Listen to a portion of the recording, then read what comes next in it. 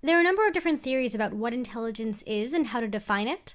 But before I get into that, I want to talk about a debate that pervades all of these different theories. And that's the question of whether or not there's one general intelligence, or whether intelligence has multiple aspects, or whether there are multiple intelligences. And so as we go through all of these different theories, I want you to keep that debate in mind and really think about where each theorist stands on this debate.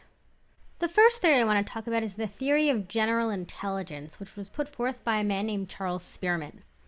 And he used factor analysis, which is a statistical procedure, to identify clusters of related abilities.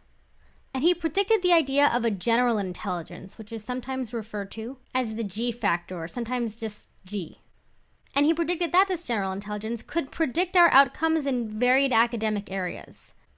And there is actually a lot of evidence to support this, as studies have shown that those who score high in one area, like verbal intelligence, also tend to score highly in other areas, like spatial reasoning. However, this idea was controversial then, and it's still controversial now. When you really think about it, human abilities are incredibly diverse. Do we really think that one single factor could account for all of them? Well, another psychologist, L.L. Thurnston, didn't think so. And so he proposed a theory that focused on primary mental abilities. And Thurnston came up with 7 factors of intelligence, instead of Spearman's single one. And I'm not going to write them all down, but they include word fluency, verbal comprehension, spatial reasoning, perceptual speed, numerical ability, inductive reasoning, and memory. And for me, one of the main strengths of this theory is that it seems more accurate to have a breakdown. After all, we can imagine that someone might have good inductive reasoning skills while maybe not having high verbal comprehension. But the problem with Thurnston's theory is the very thing that was a strength for Spearman's, which is that those who do well on one of these factors also tend to do well on the others, which suggests an underlying single intelligence factor. But both of these theories actually have another limitation, and that's that they seem really limited in what they consider to be intelligence.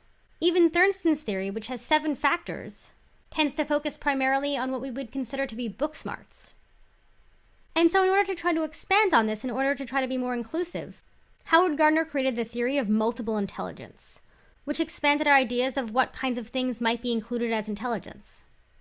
And Gardner divided our intelligence into 7 and then 9 independent intelligences. And they're independent in that they don't rely on each other, or they don't depend on each other.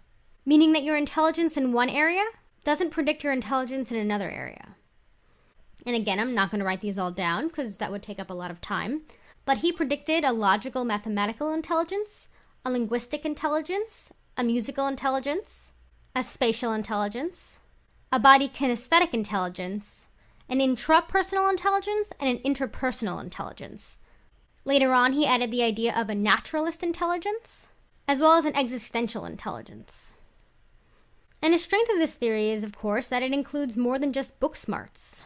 It takes lots of other human abilities into account. But are all of these intelligences? Why do we need to use that word? Wouldn't it make a lot more sense to refer to these as abilities or talents? And it kind of depends on whether or not we think that there's any repercussion to labeling them an intelligence versus a talent. To me, it seems like it only makes a difference if you're giving this term intelligence a certain weight. That somehow by labeling this an intelligence, you're making it more important or more serious than it was before when it was just a talent. And I really don't know if I agree with that. It seems to me like it's important and worthwhile either way. Another problem with this theory is that there simply isn't a lot of evidence to support it. And this partially has to do with the fact that there's no real way to test it. And I know that that might come as a surprise to people who have heard of this theory before, or heard of things like different learning styles which stems from this theory. And to me it really sounds like a nice idea. But as of right now, it just isn't supported by the research. The last theory I want to talk about was put forth by Robert Sternberg, and that's the triarchic theory of intelligence. And Sternberg agreed with Gardner about the existence of multiple intelligences, but he said that there were 3 of them, not 7, 8, or 9. And Sternberg restricted his definition of intelligence to things that he thought would lead to real-world success. And these included analytical intelligence, or problem-solving ability, creative intelligence, and practical intelligence. He specifically picked things out that he thought led to success in the real world. Another benefit was that we can reliably measure things along these lines because it's fairly easy to define, so it's easy to test. As for problems, we kind of fall back on the initial one. which is that research has shown that individuals who score highly on one of these three intelligences tend to score highly on the others as well. And so are these three intelligences really just three sides of the same coin? And now that I've written it down, this sentence kind of looks a bit funny to me, but I think that you get the idea. Which is that maybe these three intelligences vary together because we're still talking about general intelligence, or G. And I want to take a moment to step away from these different theories of intelligence to talk about the problem that I first brought up, which was whether or not there's one general intelligence versus multiple intelligences. Because taken together, a lot of the research seems to point in the direction of there being one general intelligence. And on a personal note, I will admit that I sometimes have trouble with the idea of general intelligence. After all, there are so many different traits that we can measure a person on. And so for a long time, I was pretty skeptical of this idea. But there were two things that really helped me. And the first one I brought up when I was talking about some of the problems with the theory of multiple intelligences. And that's that, why does everything need to be an intelligence? Does that word really matter? Does that word actually hold any meaning? And maybe it does, but maybe it doesn't.